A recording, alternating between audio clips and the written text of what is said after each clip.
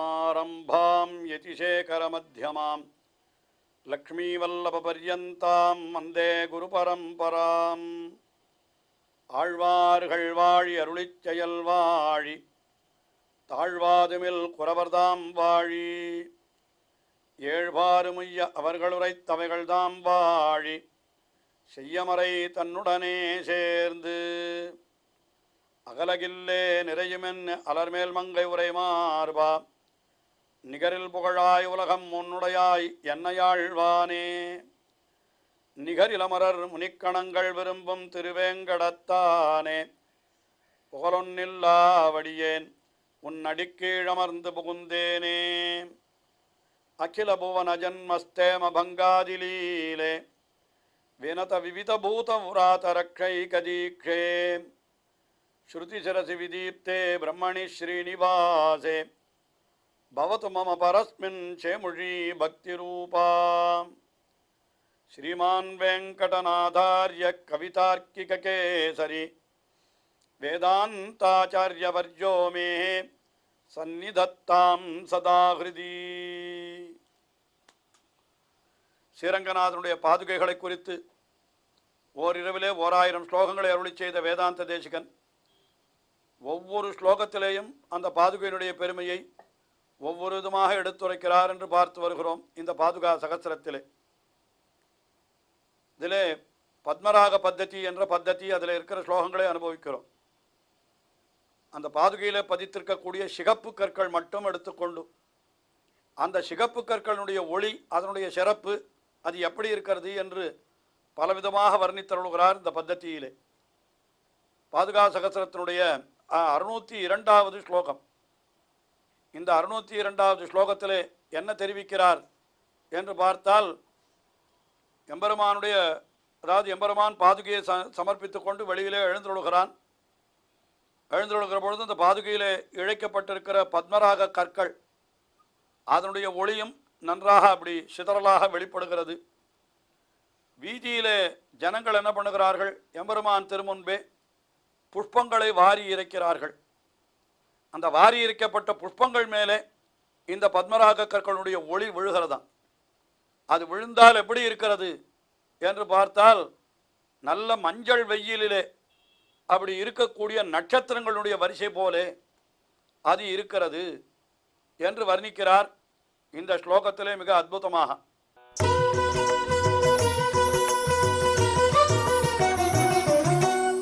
ரங்கேஷிதுஹு விஹரதோ மணிபாதரக்ஷே ரத்யாந்தரே சுமனசப் பரிகீர்யமாணாஹ त्वत्पद्मराग किरणश्चूर्णात् भजन्ते सन्ध्यातपान्त्रित तारक पंक्ति लक्ष्मीं.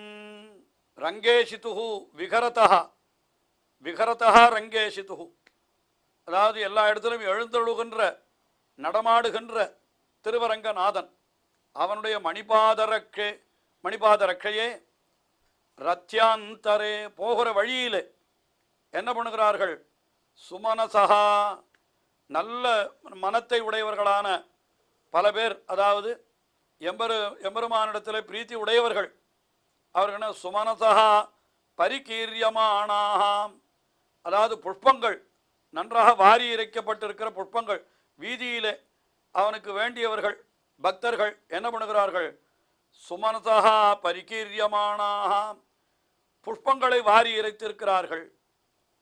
அது புஷ்பங்கள் அந்த வாரி இறைத்திருக்கிற பொழுது அந்த புஷ்பங்கள் மேலே என்ன விழுகிறது, பத்மராக கிரண சுரணாத் பஜந்தே, அந்த புஷ்பங்கள் மேலே இந்த பாதுகையில் இழைத்திருக்கக்கூடிய பத்மராக கிரணங்கள் பத்மராக கற்களினுடைய ஒளிகள் அது மேலே போய் விழுகிறது. அது ரெண்டும் கலக்கிறது. அப்படி கலந்தால் அது ரெண்டும் பார்க்கறதுக்கு எப்படி இருக்கிறதுன்னு கேட்டால், சந்தியாதபாந்திரித தாரபங்கி லக்ஷ்மீம், சந்தியா காலத்திலே அந்த சூரியனுடைய ஒளி சற்று சிகப்பாகத்தான் இருக்கும். இப்போ இங்கே பாதுகையிலிருந்து எழக்கூடிய அந்த சிகப்புரத்தனங்களுடைய ஒளியும் சூரியனுடைய ஒளியையும் ஒப்பிடுகிறார். அது எப்படி இருக்கும், சற்று சிவந்த நிறத்தில் இருக்கும். அந்த சிவந்த நிறத்தில் இருக்கக்கூடிய அந்த ஒளியானது தாரக பங்கி லக்ஷ்மி நட்சத்திர கூட்டங்கள் மேலே விழுந்தால் அது எப்படி இருக்குன்னு கேட்டால், அந்த நட்சத்திர கூட்டங்களும் சற்று சிவந்து காணப்படும். அதுபோல எம்பெருமான் வீதியிலே எழுந்தொழுகிற பொழுது அவனுக்கு திருவடியிலே மென்மையாக இருக்க வேண்டும் என்று பல பேர் புஷ்பங்களை வர்ஷிக்க, அந்த புஷ்பங்கள் மேலே இந்த பாதுகையினுடைய சிகப்பு கற்களுடைய ஒளி பட அது எப்படி இருக்கிறதுன்னு கேட்டா, இது பாதுகையினுடைய ஒளி சூரியனுடைய சந்தியா சூரியனுடைய ஒளியை போலேயும் அந்த புஷ்பங்கள் நட்சத்திரங்களைப் போலேயும் இருக்கிறது.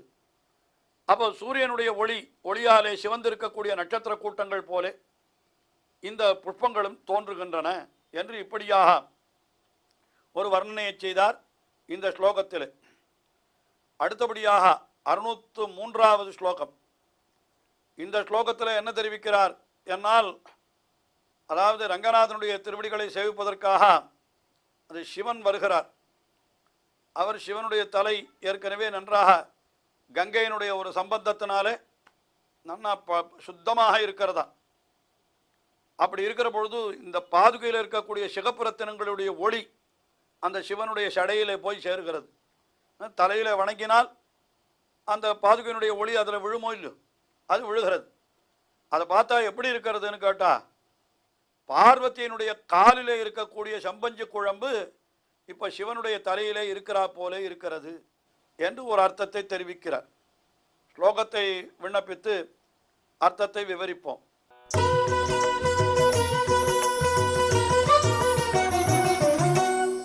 ரங்காதிராஜ பதரக்கிணி பிப்ரதஸ்துவாம் கங்காதரங்க விமலே கிரிசஸ்ய மௌளௌ சம்வர்தயந்தி மஹசா தவ பத்மராகாः சைலாத்மஜா சரணயாவக பங்கலக்ஷ்மீம். ஏ ரங்காதிராஜ பதரக்ஷிணி, ரங்கநாதனுடைய திருவடி தாமரைகளை ரட்சிக்கின்றவளே, பாதரட்சையே என்று சொல்றார். துவாம் பிப்ரதா, நீ நன்றாக பிரகாசிக்கிறாய். எங்க பிரகாசிக்கிறது இந்த பாதுகை என்னால் சொல்லுகிறார். கங்காதரங்க விமலே கிரிசஸ்ய மௌளௌ. கிரிசன் என்று ருத்ரனுக்கு பெயர். அவனுடைய மௌளி தலையிலே, அந்த தலை எப்படிப்பட்ட தலை? கங்காதரங்க விமலே, கங்கையினுடைய தீர்த்தம் படிந்தபடியினாலே நன்றாக சுத்தமாக இருக்கிறது.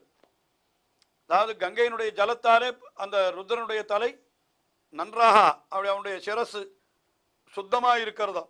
அப்படிப்பட்ட சுத்தமான அவனுடைய தலையிலே மகதா தவ பத்மராகாக, தவ பத்மராகாக மகசா, உன்னுடைய அந்த திருவடித்தாமரைகளில் இருக்கக்கூடிய பாதுகையினுடைய சிகப்பு கற்களிலிருந்து புறப்படக்கூடிய அந்த சிகப்பு ஒளி அது என்ன பண்ணுகிறது என்று கேட்டால், சைலாத்மஜா சரண யாவக பங்கலக்ஷ்மீம் சம்வர்தயந்தி.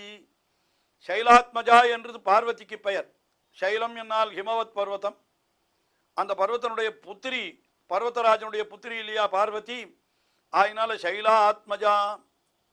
சைலாத்மஜா அவளுடைய சரணயாவக பங்கலக், அவளுடைய காலிலே இருக்கக்கூடிய செம்பஞ்சு குழம்பு, அந்த செம்பஞ்சு குழம்பு இப்போ ருத்ரனுடைய தலையிலே இருக்கிறா போலே தெரிகிறதுன்னு சொல்கிறார். இதனுடைய அர்த்தம் என்னன்னா, இதெல்லாம் சிருங்கார காலத்திலே பார்வதி ஊடல் கொள்ளுகிறாள் என்று வைத்துக் கொள்வோம். உடனே சிவன் என்ன பண்ணுவர்? அவருடைய ஊடலை தணிப்பதற்கு ஏகாந்தத்திலே என்ன பண்ணுவார்கள்? ஏன்னால் அவருடைய தலையில காலை வைத்து கூட, அதாவது அவருடைய காலிலே தலையை வைத்து கூட வணங்குவதுண்டு. அவளுடைய கோபத்தை தீர்ப்பதற்காக அவளை என்ன பண்ணுவார்? மமசிரசி மண்டனம் கோபிகா தண்டன் என்றெல்லாம் சொல்லப்பட்டிருக்கிறது. கண்ணன் கூட கோபிகையுடைய கால்களை எடுத்து தன் தலையிலே வைத்து கொண்டான் என்று. அதுபோல பார்வதியினுடைய காலை கூட தலையிலே வைத்துக் கொள்வர் சிவன் என்று கொள்ளலாம். அப்படி வைத்து கொண்டால் என்ன ஆகும்? அந்த பார்வதியினுடைய காலிலே இருக்கக்கூடிய அந்த செம்பஞ்சு குழம்பினுடைய நிறம் இவருடைய தலையிலே வரும் அல்லவா, அது போல இருக்கிறது இப்பொழுதுன்னு சொல்றார். அதாவது எம்பெருமானுடைய திருவடி பாதுகையிலே இருக்கக்கூடிய ரத்தினங்களுடைய ஒளி சிவனுடைய முடியிலே படுகிற பொழுது அது சிவனுடைய முடியை சிவப்பாக ஆக்கினபடியினாலே எப்படி இருக்கிறதுனா, பார்வதியினுடைய செம்பஞ்சு குழம்பு, காலிலே இருக்கக்கூடிய செம்பஞ்சு குழம்பு சிவனுடைய தலையை அலங்கரித்தார் போலே இருக்கிறது என்பதாக இந்த ஸ்லோகத்திலே ஒரு அர்த்தத்தை தெரிவித்தார். அதற்கு அடுத்தபடியாக 604வது ஸ்லோகம். இந்த 604வது ஸ்லோகத்தில் என்ன தெரிவிக்கிறார் என்னால், ஏற்கனவே எம்பெருமானுடைய திருவடி தாமரை போலே சிவந்திருக்கிறது. இப்பொழுது பாதுகையிலே பதிக்கப்பட்டிருக்கிற சிவந்த ரத்தினங்களுடைய ஒளி அந்த சிவகப்பை இன்னும் அதிகமாக்குகிறது, இன்னும் தேஜஸ் அதிகமாகுது. அதை பார்த்தா எப்படி இருக்கிறதுன்னு கேட்டா அப்படியே பாலசூரியனை போலே, எம்பெருமானுடைய திருவடியே பாலசூரியனை போல இருக்கிறது. பாலசூரியன் வந்தால் முதல்ல என்ன காரியத்தை பண்ணுவன்? என்னால் இருளை போக்குவான். இப்ப இந்த திருவடியாகிற பாலசூரியன் என்ன பண்ணுகிறான்? நம்முடைய அறியாமையாகிற இருளை போக்குகிறான். அதைத்தான் இந்த ஸ்லோகத்திலே தெரிவிக்கிறார்.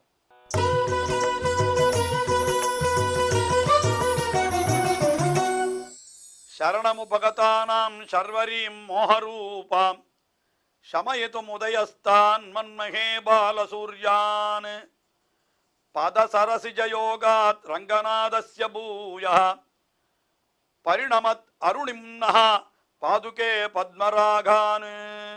அதாவது சரணம் உபகதானாம், தன்னுடைய திருவடிகளை அடைந்தவர்களுக்கு மோகரூபாம் சர்வரீம், அதாவது மோகம் அறியாமை என்று ஏற்படுகின்ற சர்வரி இருட்டு, அந்த இருட்டை போக்குவதற்கு சமயித்தும் போக்குவதற்காக ஏற்பட்ட ஒரு உதய சூரியன், உதயஸ்தான் மன்மகே பாலசூர்யான், எம்பெருமானுடைய திருவடியை அந்த உதய சூரியனை போலே நான் நினைக்கிறேன் என்கிறார்.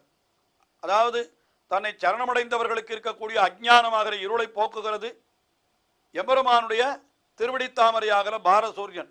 சூரியன் அறியாமை இருளை போக்குவான், எம்பெருமானுடைய திருவடி தாமரை அறியாமையை போக்குகிறது. அதனால இதுவும் ஒரு தாமரை சூரியனை போலே என்று சொன்னார். அது சூரியனை போல இருக்கிறதுன்னு சொன்னதுக்கு என்ன காரணம்? அதைத்தான் உத்தரார்த்தத்திலே விவரிக்கிறார். என்ன சொல்றார்? பதசரசிஜ யோகாத் ரங்கநாதஸ்ய பூயः, எம்பெருமானுடைய திருவடி தாமரை அது ஏற்கனவே தாமரையாகினாலே நன்றாக சிவந்திருக்கிறது. அதோடு பதசரிசிஜ யோகாத் ரங்கநாதஸ்ய பதசரிசிஜ யோகாத், அந்த பாதுகையோடு அதாவது திருவடியோடு கூடியிருக்கிறது எதுன்னு கேட்டா அருணினா அப்படின்னா அருண நிறம், சிகப்பு நிறம். பாதுகையில் இருக்கக்கூடிய சிகப்பு கற்கள், அந்த சிகப்பு கற்களுடைய ஒளி அது அதில் என்ன பண்ணுகிறதுனா மேலே போய் விழுகிறது, எம்பெருமானுடைய திருவடி மேலே விழுகிறது.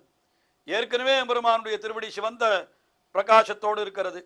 இப்போ சிவப்பு ரத்தினங்களுடைய ஒளியும் மேலே போய் அது அப்படி விழுகிறபடியினாலே இன்னும் சிவந்து காணப்படுகிறபடியினாலே அது எப்படி இருக்கிறதுனா அப்படியே அது பாலசூர்யான் பரிணமத்து, பாலசூரியனை உண்டாக்கினார் போலே அது ஆகிவிட்டது. ஆஹா, ஏற்கனவே சிவந்திருக்கிற எம்பெருமானுடைய திருவடி தாமரைகளோடு இந்த பாதுகையில் இருக்கக்கூடிய சிவந்த ரத்தினங்களுடைய ஒளியும் சேர்ந்தபடியினாலே இன்னும் சிகப்பு அதிகமாகி அந்த திருவடி தாமரைகள் பாலசூரியனை போலே ஆகி அது தன்னை சரணமடைந்தவர்களுடைய அஞ்ஞானமாகிற இருள் அனைத்தையும், அது இருட்டனைத்தையும் இரவனைத்தையும் அது போக்கி விடுகிறது என்று மன்மகே நான் நினைக்கிறேன் என்பதாக இப்படியாக இந்த ஸ்லோகத்திலே அந்த எம்பெருமானுடைய திருவடி தாமரையை ஒரு பாலசூரியனை போலே ஆக்குகிறது இந்த சிகப்பு ரத்தினத்தினுடைய அந்த ஒளிகள் என்று இந்த ஸ்லோகத்திலே மிக அற்புதமாக அனுபவித்தார். தொடர்ந்து அனுபவிப்போம். ஸ்ரீயக்காந்தாய கல்யாண நிதயே நிதயேர்த்தினாம் ஸ்ரீவேங்கட நிவாசாய ஸ்ரீனிவாசாய மங்களம். ஸ்ரீமத் சுந்தர ஜாமாதிர் முனிமானசவாசினே சர்வலோக நிவாசாய ஸ்ரீனிவாசாய மங்களம்.